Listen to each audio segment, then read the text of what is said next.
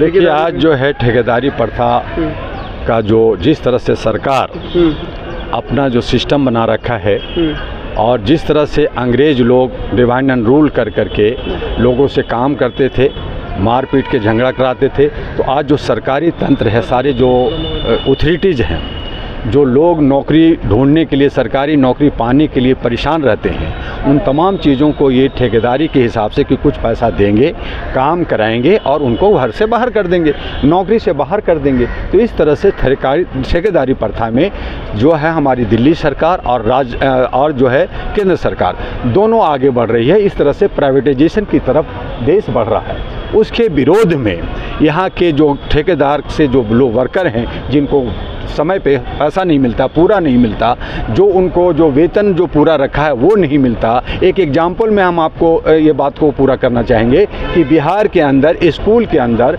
खाना खिलाया जाता है, तो रसोइया जो खाना बनाता है उसको दिया जाता है 50 रुपया खाना बनाने का एक दिन का। तो एक दिन का 50 रुपया दिया जाता है, महीना कितना हुआ? 1500 रुपये महीने। तो 1500 रुपया महीने में वो पूरा जो है 8 घंटे की ड्यूटी करे, वो घर परिवार कैसे चलाएगा?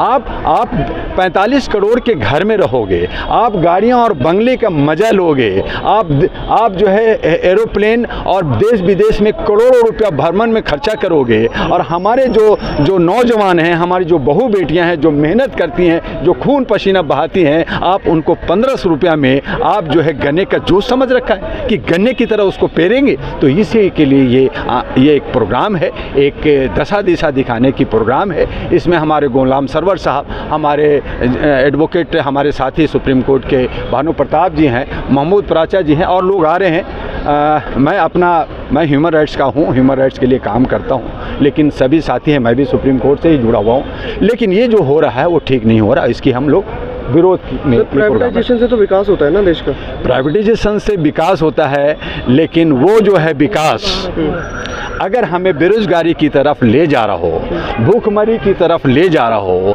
शिक्षा और स्वास्थ्य को ख़त्म कर दिया जा रहा हो और चंद कुछ ग्रुप को उसको जो है फ़ायदा उठ रहा हो। आज जो है प्राइवेट मेडिकल कॉलेज में बड़े बड़े जो करोड़ रुपया जिसके पास है वही पढ़ सकता है, गरीब बच्चा क्या आप पढ़ सकते हो? आप ये जो हमारी सरकार ने मुद्रा योजना लाया कि नौजवानों को 10 लाख रुपया हम देंगे, किन को मिला? सिर्फ अपने कार्यकर्ता को, बीजेपी अपने कार्यकर्ता को पैसा दिया। 8 साल में 7 सरकार तो बहुत कुछ कहती है। सरकार ने कहा कि मैं 2 करोड़ हर साल नौकरी दूंगा, सरकार कहा कि मैं ब्लैक मनी दूंगा, सरकार कह रहा है हर नौजवानों को खुशहाल करूंगा। अभी अमेरिका में जाके कहा मानवाधिकार है, जहां है वही लोकतंत्र है, तो हमारा मानवाधिकार कहाँ है? वो कहते हैं भेदभाव नहीं होगा, जहां भेदभाव है वहां लोकतंत्र नहीं है। तो क्या हमारे भारत के अंदर भेदभाव नहीं है? अरे चलिए, आपको दूर नहीं ले जाते हैं। आज मणिपुर जल रहा है, वहां पे 2 कम्युनिटी लड़ रहा है, आप उसको देख नहीं रहे और कह रहे हैं कि भेदभाव जहां होगा वहां लोकतंत्र नहीं होगा। तो इसका मतलब सरकार खुद कह रही है। आप सरकार की वक्तव्य की बात कर रहा हूं कि वो जो कह रही है, क्या वो उसमें सच्चाई है? झूठ बोल रहे हैं मोदी जी, वो सरासर झूठ है, सरासर जुमलाबाजी है। वो कहते हैं मानवाधिकार के बिना लोकतंत्र नहीं हो सकता। तो आप मुझे बताइए कि बहु बेटियों के साथ रेप क्यों हो रहा है? वो अपने ही नेताओं को बचा क्यों रहे हैं? मुझे बताइए ना। आप जो है जात पात ऊंच नीच की बात क्यों कर रहे हैं? आप जो है मंदिर मस्जिद और मुसलमान हिंदू की बात क्यों कर रहे हैं? आप समानता की बात कीजिए ना। आप भारत की बात कर रहे हैं, वंदे भारत एक्सप्रेस का उद्घाटन कर रहे हैं। भारत एक्सप्रेस किसका?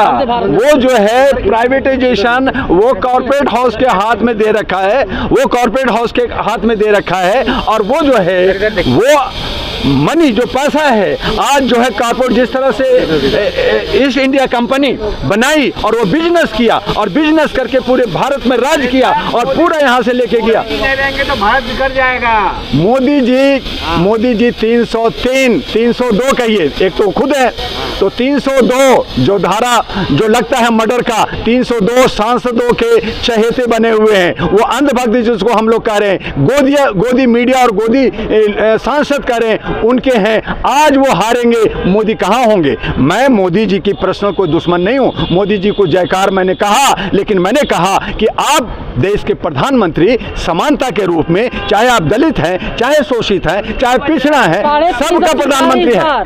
300 सीट आप देखिएगा कि 200 से भी नीचे लाले पड़ जाएंगे। सरकार 200 से ऊपर जाने में नहीं बनेगी, ये मेरा दावा है। जनवरी 2023 से भाजपा हराओ अभियान मैंने चलाया और इसी जुनून में मैंने 18 से 19 लाख रुपए जा करके कर्नाटक में खर्चा किया। मुझे कोई लेना देना था नहीं था, मुझे लीडर वहां लीडर नहीं बना था, लेकिन नहीं, मैं किसी पार्टी का नहीं हूं, मैं किसी भी पार्टी का नहीं, मैं ऑलरेडी ह्यूमन राइट्स का आदमी हूं और ह्यूमन राइट्स में मैं काम करता हूं। मैं किसी पार्टी का आदमी नहीं हूं, मैं ऑल इंडिया ह्यूमन राइट्स का प्रेसिडेंट हूं। जानने की कोशिश गया, अपोजिशन एक मंच पर नहीं आ पाया, यही तो हम देखते हैं आप लोग। हम यही, लेकिन अब अपोजिशन नहीं आएगी तो वो भी हारेंगे, उसमें गलत लोग हैं, हारेंगे। अब नया जन आंदोलन, जन क्रांति पैदा होने वाला है, युवाएं आएंगे, महिलाएं आएंगी और जो लोग हैं, हमने कहा भारत के अंदर हम महिलाओं को 50% और 50% युवाओं को लेकर के एक नई क्रांति बहुत जल्द शुरू होने वाला है। बस हम देख रहे हैं कि ये 12-13 जो है जुलाई का, ये शिमला का, ये गठबंधन की जो फाइनल हो जाए, अगर नहीं होता तो एक नई क्रांति शुरू होगी। लेकिन बीजेपी सरकार 2024 में नहीं आएगी, ये मैं गारंटी दे रहा हूँ,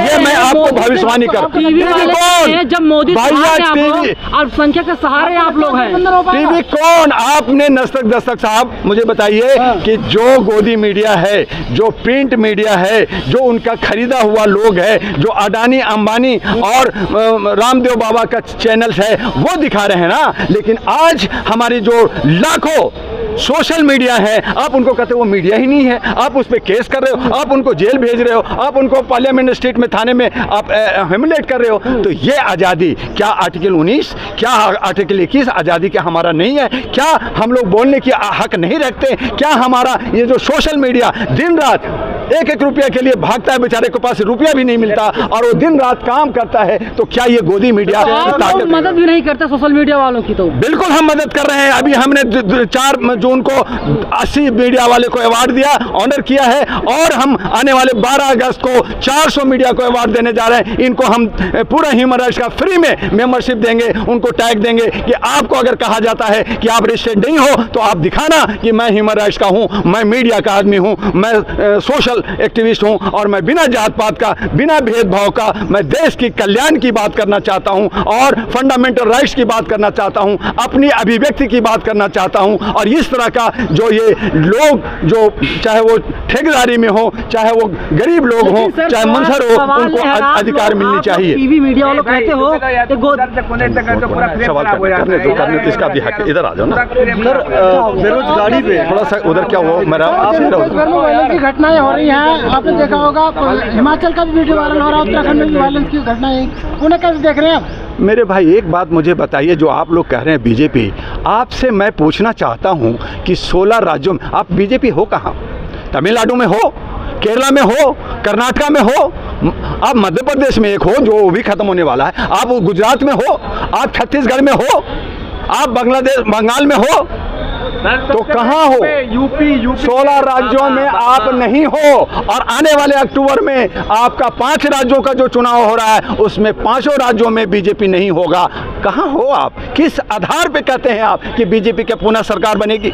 सरकार क्यों बने? हाँ ठीक है, अगर वो मैनिफेस्टो पे काम करते, अगर वो रोजगारी की बात करते, अगर बेरोजगारी और शिक्षा और स्वास्थ्य की बात करते, नौजवानों को 2 करोड़ की जो नौकरी देने की बात है उनको अगर देते, तो मैं मानता कि चलो आप जो है बात करते। तो आप तो हमेशा नफरत की बात की है, आपने हमेशा जात पात की बात की है, मंदिर मस्जिद की बात की है। तो इस तरह से जनता समझ गई है, जान गई है और वो पुनः उसे जो है हराएगी और उनको सबक देगी। मस्जिद गए, देखिए अभी मिस्र में मुझे बताइए कि वो जो है हमारे जो है धर्म का आस्था जो यहाँ ये जो मंदिर है हमारा बड़ा, हाँ नहीं राम मंदिर और वो दूसरा जो ये सॉरी तो नहीं वहाँ जो है जा कर के मंदिर में जूता पहन के जाते हैं मंदिर में, और मस्जिद में चप्पल उतार के जाते हैं। और दूसरी तरफ सुनिए ना, आपने आस्था ठीक है, बहुत अच्छी बात है, मैं नहीं कह रहा कि वो बुरा है, लेकिन आप कहना क्या चाहते हैं?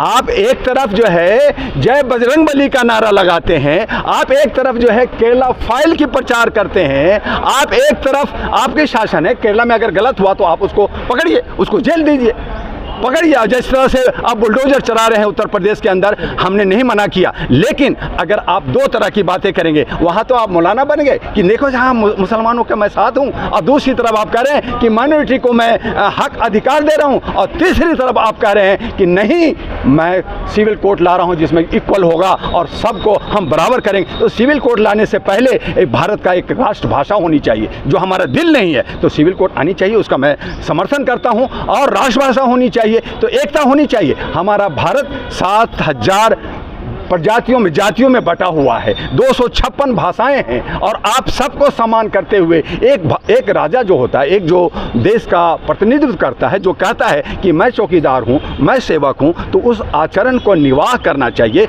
न कि हम किसी एक समुदाय को साथ देते हैं। और आप यूनाइटेड नेशन में, मैं यूनाइटेड नेशन से जुड़ा हूं, इसलिए मैं कह रहा हूं कि उनकी 5 जो बातें जो अमेरिका में कहा, वो 5 के 5 गलत किया। उन्होंने कहा कि मैं मानवाधिकार का संरक्षक हूं, भारत में मानवाधिकार नहीं होगा तो लोकतंत्र नहीं होगा, तो मानवाधिकार नहीं है। उन्होंने कहा भेदभाव नहीं अगर होगा तो वहां पे लोकतंत्र नहीं होगा, तो भेदभाव हमारे भारत के अंदर हो रहा है, हर जगह हो रहा है, हर गली में हो रहा है। मैंने चैलेंज किया, आइए मोदी जी, मैं आपको दिखाता हूं कहां कहां भेदभाव हो रहा है, और आपको मणिपुर नहीं दिख रहा है। आपने कहा धार्मिक आस्थाओं को मैं समानता के साथ देखता हूं, तो फिर आप हिंदू मंदिर और मस्जिद की बात क्यों कर रहे हो? आप सब जगह हिंदुस्तान में करो ना, बाहर क्या दिखाना चाहते हो? बाहर आपने 150-200 करोड़ खर्च कर रहे हो। यहाँ पे अगर एक मेडिकल कॉलेज बनता, अगर 50 करोड़ आप लगा देते, तो यहाँ पे जो है 300 बच्चे डॉक्टर बनता, इंजीनियर बनता। जो करोड़ों रुपया हमारा यूक्रेन, रशिया और दूसरे देशों में, चाइना में जाता है, वो पैसा बचता। तो विकास की बात आप कर रहे हैं, तो विकास आप देश में नहीं कर रहे, हमारे पास जगह नहीं है, तो आप कह रहे हैं नहीं हम तो बड़ा बड़ा मंदिर बनाएंगे। तो मंदिर बनाने से विकास नहीं होता। हमारे नौजवानों को रोजगार मिलनी चाहिए, हमारा जो अधिकार है, फंडामेंटल राइट्स है, वो मिलना चाहिए। तब मैं समझूं कि देश का जो हमारा नायक है वो बहुत बड़ा है और शेर है। मैं भी कहूँगा मोदी जी का जय हो। Thank you.